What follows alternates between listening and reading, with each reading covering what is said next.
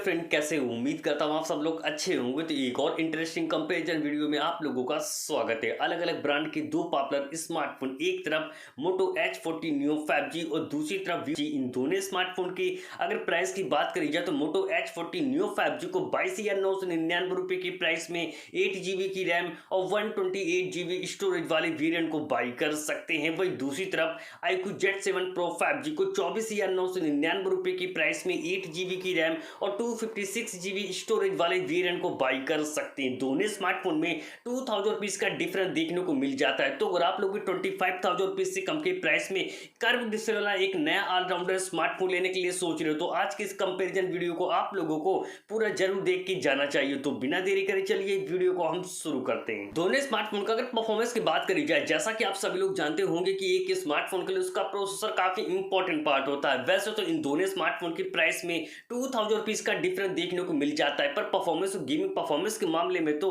iQOO Z7 Pro 5G काफी ज्यादा better हो जाता है, क्योंकि एक तरफ iQOO Z7 Pro 5G में MediaTek का Dimensity 7200 का प्रोसेसर देखने को मिल जाता है। वही दूसरी तरफ मोटो H40 Neo 5G MediaTek का Dimensity 7030 का प्रोसेसर देखने को मिल जाता है। इन दोनों स्मार्टफोन के अगर अंततः स्कोर की बात करी जाए तो उसमें भी क्लियर विनर निकल के आता है iQOO का Z7 Pro 5G, क्योंकि iQOO Z7 Pro 5G का जो अंततः स्कोर निकल के आता है वो 7,13,000 निकल के आता है। वही दूसरी तरफ मोटो H40 Neo 5G का 4,39,000 निकल के आता है। अगर आप लोग भी इन दोनों में से किसी स्मार्टफोन को खासकर गेमिंग के लिए लेने के लिए सोच रहे हो तो इन दोनों स्मार्टफोन के GFX स्कोर यानी गेमिंग स्कोर को जानना बहुत ज्यादा जरूरी है। जब इन दोनों स्मार्टफोन में 30 मिनट तक गेम को प्ले किया गया तो मोटो H40 Neo 5G का जो गेमिंग स्कोर निकल के आता है वो 4,100 निकल के आता है। वही दूसरी तरफ iQOO Z7 Pro 5G का जो गेमिंग स्कोर निकल के आता है वो 5,500 निकल के आता है। तो एक बात तो क्लियर होगी, परफॉर्मेंस वाइज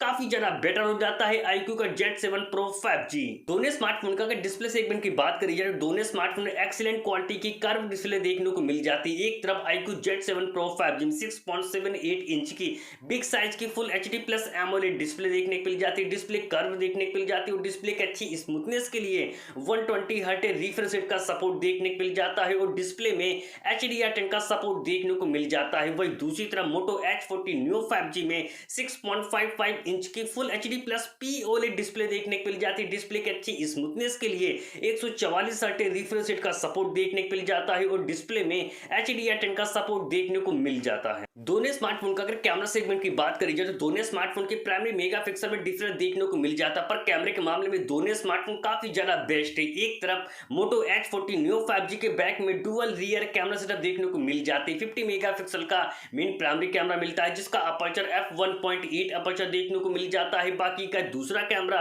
13 मेगापिक्सल का मिल जाता है विद LED फ्लैश लाइट के साथ, और कैमरे में OIS का सपोर्ट देखने को मिल जाता है। वही दूसरी तरफ iQOO Z7 Pro 5G के भी बैक में डुअल रियर कैमरा सेटअप देखने को मिल जाते हैं। 64 मेगापिक्सल का मेन प्राइमरी कैमरा मिलता है, जिसका अपर्चर f1.79 अपर्चर देखने को मिल जाता है। बाकी का दूसरा कैमरा 2 मेगापिक्सल का मिल जाता है विद LED फ्लैश लाइट के साथ, और कैमरे में OIS का सपोर्ट देखने को मिल जाता है। सेल्फी कैमरे की अगर बात करी जाए तो कम प्राइस होने के बावजूद भी खासकर सेल्फी के मामले में बेटर हो जाता है मोटो का H40 Neo 5G, क्योंकि मोटो H40 Neo 5G में 32 मेगापिक्सल का सेल्फी कैमरा देखने को मिल जाता है, जिसका अपर्चर f2.4 अपर्चर देखने को मिल जाता है। वही दूसरी तरफ iQOO Z7 Pro 5G में 16 मेगापिक्सल का सेल्फी कैमरा देखने को मिल जाता है, पर उसका अपर्चर f2.45 अपर्चर देखने को मिल जाता है। दोनों स्मार्टफोन का अगर ऑडियो फीचर की बात करी जाए तो कम प्राइस होने के बावजूद मोटो H40 Neo 5G में डॉल्बी एटमॉस देखने को मिल जाता है, जबकि iQOO Z7 Pro 5G में